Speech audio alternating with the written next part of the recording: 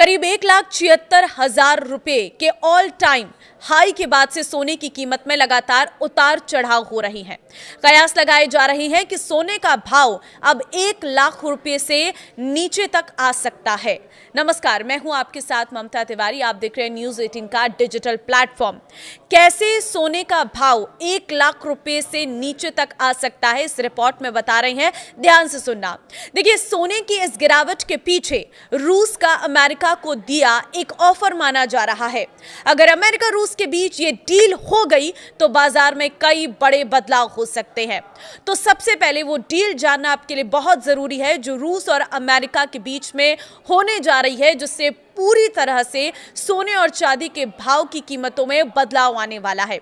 रूस जल्द ही व्यापार के लिए अमेरिकी डॉलर का इस्तेमाल शुरू कर सकता है। ब्लूमबर्ग के मुताबिक रूस यूक्रेन युद्ध के खत्म होने के बाद रूस ने अमेरिका के साथ डील करने के लिए एक प्रस्ताव तैयार किया है। इसमें 7 पॉइंट हैं जिन पर रूस अमेरिका की सहमति बन सकती है। इनमें से एक है फिर से डॉलर का इस्तेमाल शुरू करना। रूस जो डॉलर के बजाय साझेदार देशों से लोकल करेंसी में ट्रेड करता है, अब वो डॉलर सेटलमेंट सिस्टम पर वापस आने की सोच रहा है। इसमें तेल और नेचुरल गैस खरीदने के लिए भी डॉलर का इस्तेमाल शामिल होगा। तो ये प्रपोजल रूस के सीनियर अधिकारियों के बीच साझा किया गया है।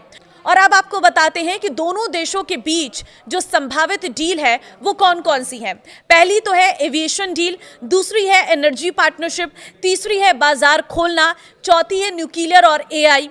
इसी के साथ ही डॉलर में व्यापार, मिनरल डील, क्लाइमेट चेंज। तो ये 7 डील ऐसी हैं जो अमेरिका और रूस के बीच में हो सकती हैं और इन्हीं दोनों डीलों पर टिकी है आगे की पूरी बाजार की रणनीति।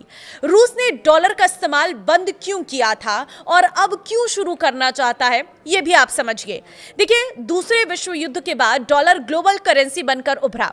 आज दुनिया भर में व्यापार के लिए सबसे अधिक इस्तेमाल डॉलर का होता है, लेकिन रूस अपनी करेंसी रूबल से ग्लोबल ट्रेड करता है।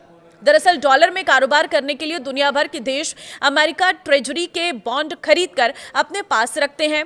बॉन्ड यानी वादा, यानी अमेरिका सरकार बॉन्ड खरीदने वालों से एक तय समय में तय रकम ब्याज के रूप में देने का वादा करती है। 2022 में अमेरिका ने इसी तरह खरीदे गए बॉन्ड्स को जब्त कर लिया और ब्याज तो दूर, मूल रकम भी लौटाने से इनकार कर दिया। इसके बाद से ही रूस समेत दुनिया भर के तमाम देशों ने अपने फॉरेन रिजर्व में डॉलर कम करके सोना खरीदना, सोना रखना शुरू कर दिया। जैसे भारत और चीन, अमेरिका की लगाई पाबंदियों के चलते रूस पश्चिमी देशों से ट्रेड नहीं कर पा रहा है। इससे नेचुरल गैस का कारोबार करने वाली रूसी कंपनियां घाटे में चल रही हैं। उनकी इकोनॉमी का भी खस्ता हाल है। ऐसे में रूस फिर से अमेरिकी डॉलर में व्यापार कर अपनी अर्थव्यवस्था, ट्रेड और फॉरेन रिलेशंस को सुधारना चाहता है। तो क्या रूस के डॉलर इस्तेमाल करने से सोने के दाम घटेंगे? तो देखिए, डॉलर पर निर्भरता कम करने के लिए दुनिया के कई देश, खासकर ब्रिक्स देश, अपने रिजर्व में डॉलर कम कर रहे हैं और सोना बढ़ा रहे हैं।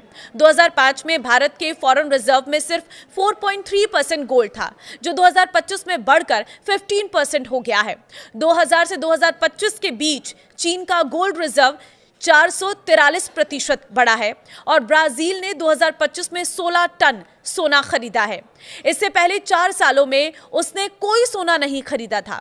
तो एक्सपर्ट्स का कहना है कि रूस के फैसले के बाद डी-डॉलराइजेशन की प्रक्रिया में बड़ा बदलाव आएगा। दुनिया भर के सेंट्रल बैंक घबराकर तेजी से गोल्ड रिजर्व कम कर सकते हैं। इससे मार्केट में सोने की सप्लाई बढ़ जाएगी। जब मार्केट में किसी चीज की सप्लाई डिमांड से ज्यादा हो जाती है तो उनके दाम गिरने लगते हैं। सोने के साथ ही आने वाले दिनों में ऐसा हो सकता है। देश के सेंट्रल बैंक सोना खरीदना कम कर सकते हैं। इससे सोने के दाम में भारी गिरावट आ सकती है। संभावना है कि सेंट्रल बैंक अपना सोना मार्केट में बेचने भी लगेंगे। तो क्या सच में सोना 1 लाख से कम होने वाला है? तो देखिए, एक्सपर्ट्स का कहना है कि भारत में सोना पहले ही अपने ऑल टाइम हाई से 15% कम हो गया है और अभी इसके और गिरने की संभावना है। भारत में सोना 1 लाख प्रति किलोग्राम से कम हो सकता है। 2027 तक भारत में प्रति 10 ग्राम सोना 90,000 से 1 लाख रुपए के बीच सेटल हो सकता है। सोने की कीमतों में उतार चढ़ाव की अन्य संभावनाएं भी बताते हैं। सोने की कीमत कम होने से लोग लॉन्ग टर्म इन्वेस्टमेंट के लिए सोने में निवेश बढ़ा सकते हैं। परमाणु हथियार के मामले में अमेरिका और ईरान का मुद्दा अभी सुलझा नहीं है। इन बातों से सोने की कीमतों को पुश भी मिल सकता है। 2026 में अब तक सोने के दाम में कैसे उतार चढ़ाव आए वो भी आप जानिए। Indian Boolean and jewellers association यानी IBJA के मुताबिक 1 जनवरी 2025 को 10 ग्राम 24 कैरेट सोने की कीमत 76,162 रुपए थी, जो तब भारत में ऑल टाइम हाई थी। साल खत्म होते होते सोना 1,33,000 रुपए के पार पहुंच गया। सोने में ये तेजी 2026 में भी जारी रही। 29 जनवरी को सोना 1,76,121 रुपए के ऑल टाइम हाई पर पहुंच गया, लेकिन 3 दिन बाद 1 फरवरी को ही ये गिरकर 1,48,697 रुपए पर आ गया। 12 फरवरी को रूस अमेरिका की डील की खबर आने के बाद इंटरनेशनल मार्केट में सोना 3% तक गिर गया है, 3% तक गिर गया है। भारतीय मार्केट में भी अगले दिन सोना 2,885 रुपए गिरकर 1,52,765 रुपए प्रति 10 ग्राम पर आ गया है। हालांकि 16 जनवरी को जब बाजार खुला तो सोने में 1,315 रुपए की बढ़ोतरी हुई, 1,54,080 पर यह पहुंच गया है।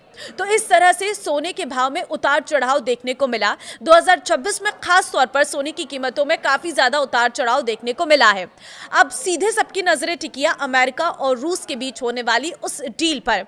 अगर ये डील फाइनल हो जाती है, अगर रूस एक बार फिर से डॉलर पर व्यापार करने लग जाता है, तो कहीं ना कहीं सोने की कीमतों में एक भारी गिरावट देखने को मिल सकती है।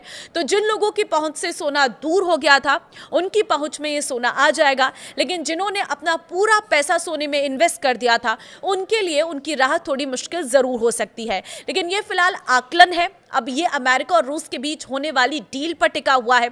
जैसे ही उस डील पर कोई चर्चा शुरू होती है, दोनों देशों के बीच में बैठकें होती हैं और दोनों देशों के बीच में डील पक्की होने लगती है, वैसे ही मार्केट में इसका असर देखने को मिल सकता है। हालांकि यह भी अनुमान है, इसके लिए कोई स्पष्टीकरण यहाँ पर हमने नहीं दिया है। ये बस एक अनुमान के हिसाब से आपको जानकारी दी गई है कि सोना इस हद तक भी गिर सकता है और आपकी पहुंच में आ सकता है। फिलहाल इस वीडियो को शेयर कर देना सभी लोगों के साथ, ताकि बाजार में हो रहे उतार चढ़ाव में सभी लोग इन्वेस्टमेंट करने से पहले एक बार सोचें और तभी जाकर किसी भी शेयर को खरीदें या सोने चांदी में इन्वेस्ट करें। नमस्कार।